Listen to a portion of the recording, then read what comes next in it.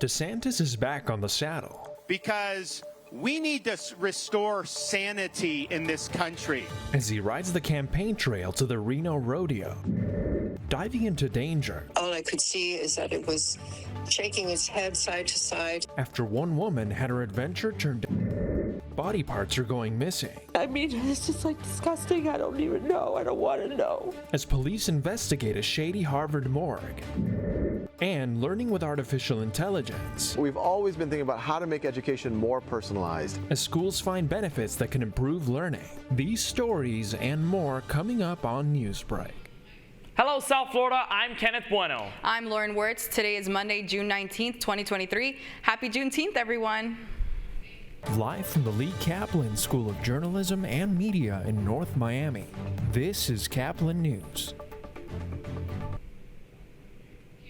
Governor Ron DeSantis continues on his campaign trail as he seeks to secure his voters. The first presidential candidate to campaign in Nevada, Governor Ron DeSantis, makes an appearance in Reno on Friday. DeSantis stopped at a bar in Sparks to serve beer to veterans alongside former Nevada Attorney General Adam Laxalt. He then attended the Reno rodeo with Florida First Lady Casey DeSantis and their 3 kids. Over 2,000 conservatives showed up at the 8th annual Basque Fry, where DeSantis criticized woke ideology. And I think what we're going to see in this election coming up is America's got to make a decision, because we need to restore sanity in this country. The governor is visiting Sacramento, California today for a private fundraiser. Today, a tourist is recovering after suffering a shark bite at sea. The network's Jared Parker is in the Bahamas with more on the incident. Another shark attack in the Bahamas, this time an Iowa woman losing her leg. These Bahamian waters have been host to shark attacks and missing person cases in the last few weeks. Now, Heidi Ernst lost her leg during a dive just south of Freeport. The 73-year-old woman was flown to Ryder Trauma Center at Jackson Hospital in Miami. Doctors decided she needed her leg amputated because it was infected. Tourists are aware of the sharks, but it isn't stopping them from enjoying the water. You kind of have an idea of what you're wanting to get to, and especially being at places like the Bahamas, where it's like open water so you can clearly see, so you know anything can happen. Visitors made sure to ask locals about any recent shark sightings. I asked the driver about the sharks, so they said no shark. I said, are you sure no sharks around the area? So he said, no sharks. Some even did see sharks.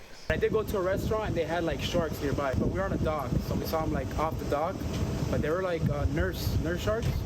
There was like a handful of them, so it was pretty cool seeing the sharks. Ernst is recovering now, and her GoFundMe has reached over $12,000 worth of donations. Ernst completed her 500th dive in May, showing that this can happen to anyone from novices to experts. For Caplin News, I'm Jared Parker. A rescue was caught on camera after a houseboat capsized. 3 men who were going fishing for red snapper in Panama City saw it happen. A man in another boat raced to help when he saw the boat adrift. The 3 fishermen helped get the 4 people back to shore, and 3 from the houseboat and 1 from a nearby pontoon were all okay. From Colorado to Florida, severe weather is underway for millions of Americans. The southeast region of the United States faced an enhanced risk of severe weather this weekend with tornado warnings and 100-degree temperatures. Americans living in Florida, Texas, and Oklahoma are advised to be prepared for these risks because they will not be ending anytime soon. A school program in the San Francisco Bay Area has developed a new chatbot tutor that can revolutionize education. As Caplin News' Jillian Salavi Cruz reports, the AI chatbot tutor, CanMigo, was developed to be an extension of a teacher and help the students without just giving them the answers. How do students solve school's toughest problems? How to expand 2 binomials. They can search for answers in a book, maybe even ask a teacher. At Bay Area-based educational organizations Khan Academy and Khan Labs, students are learning to solve problems themselves with an artificially intelligent tutor. So I guess now my first step would be to use the FOIL test. Say hello to the AI chatbot tutor, CanMigo. Khan Academy founder Sal Khan helped develop Khanmigo to be an extension of a teacher, offering personalized and immediate educational help for any student. We've always been thinking about how to make education more personalized, how to arm teachers with more information to make their lives easier as well, how to make students more engaged in their learning. And I think artificial intelligence and Khanmigo has just accelerated that. The AI chatbot has knowledge on a variety of subjects like history, math, and science in many languages and on different grade levels. I think I'll choose to learn about evolution and natural selection. Khanmigo will then quiz students on the given subject matter or answer any questions about that topic. You can even have conversations with characters like Ben Franklin or Winnie the Pooh to learn in different ways. The goal? Guiding students towards learning, never giving up an answer or doing the work for them. If you ask it how to solve a problem, it wants to try to walk you through how you would solve a similar type of problem, so then you can later go back to that problem and use the techniques that you just saw and test it yourself and see if you could apply those. How can this be the next step of education as we know it? Some of what I've just described that we're already doing at places like Khan Lab School, I would have thought were science fiction a year ago, and I wouldn't have thought would have happened in my lifetime. And that's literally happening in real classrooms already, and it's going to happen for tens, if not hundreds of thousands of students this coming school year. Jillian Salvi-Cruz, Caplin News.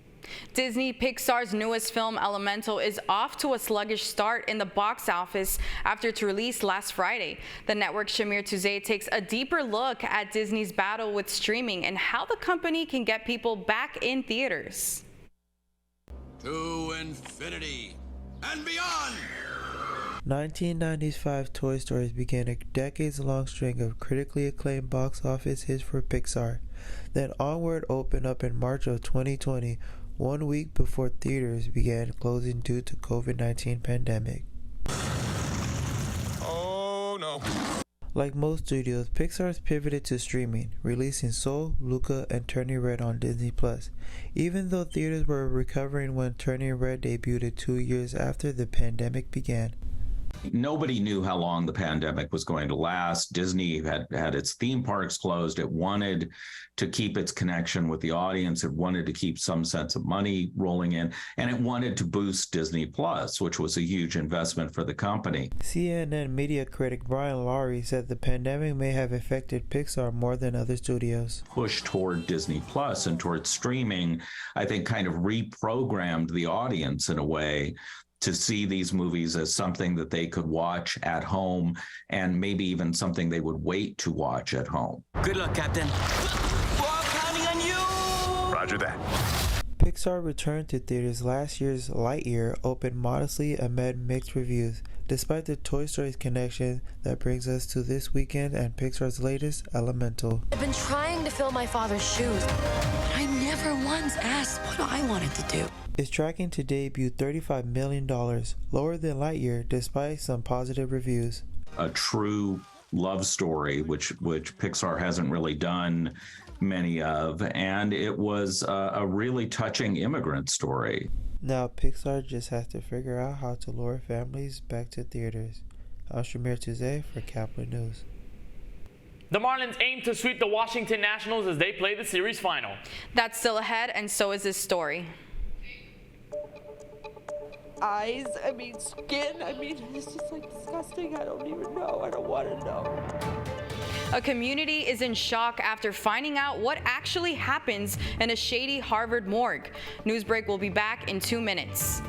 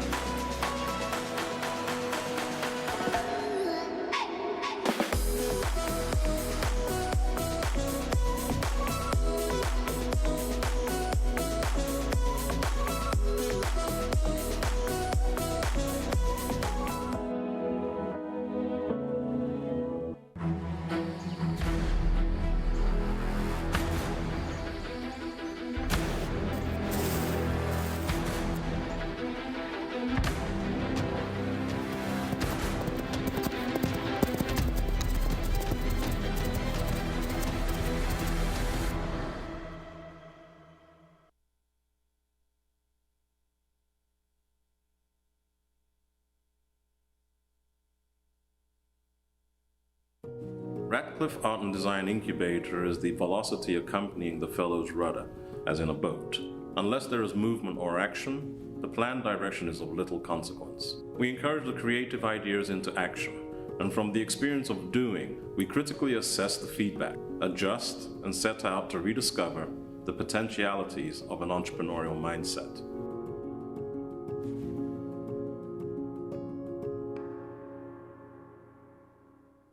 STEM is precise, no margin for error.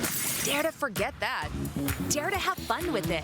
Get weird with it. Dare to send those old STEM theories flying past the neighbor's house into outer space. Dare to program something internet-breaking, record-breaking. Dare to blow their minds. Dare to learn the difference between sedimentary and metamorphic rock. Go find those rocks. Dare to keep daring. Dare to STEM. Check out She Can STEM to get started.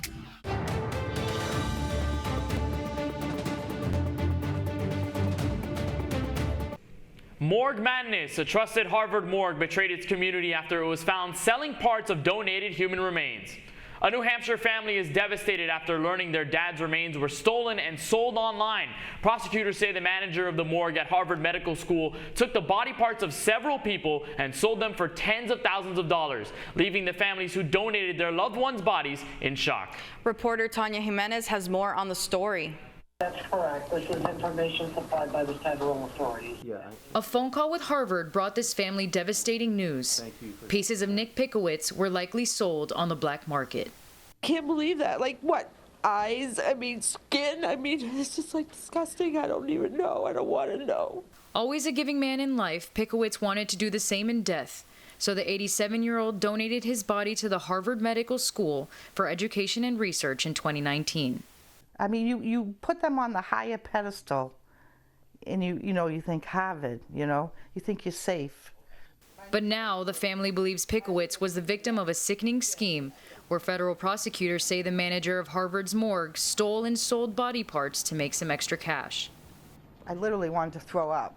What makes this even harder on the family is that they donated their mom's body to Harvard back in March of this year after the feds believed they shut down the bizarre operation.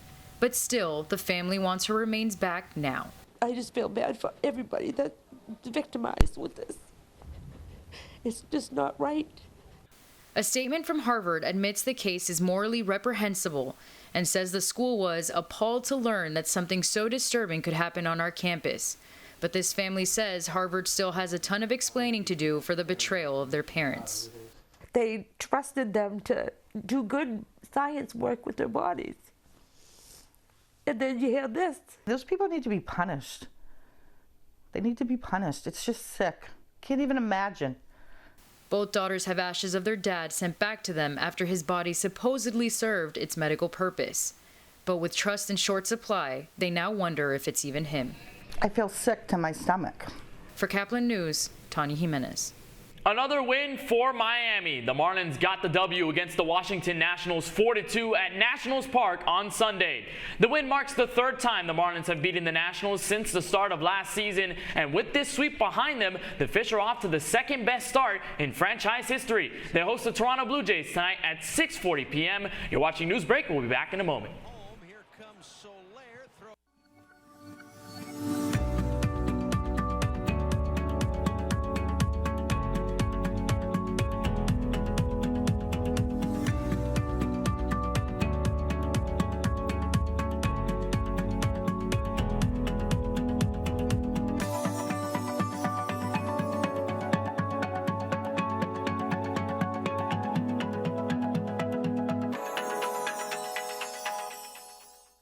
See us dream.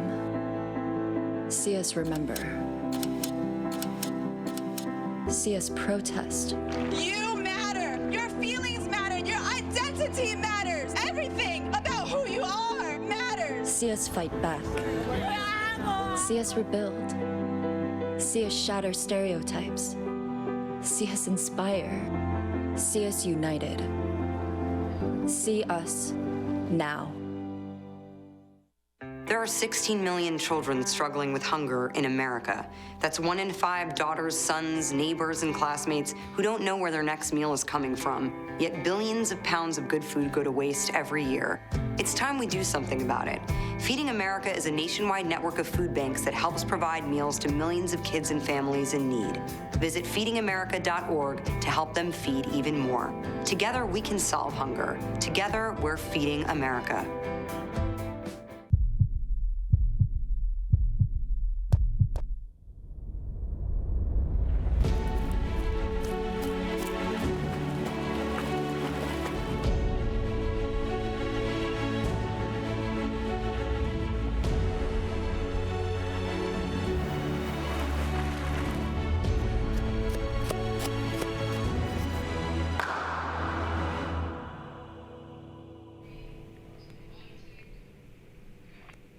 That's all the time we have for Newsbreak. I'm Lauren Wirtz. And I'm Kenneth Bueno. Get more news anytime at caplinnews.fiu.edu.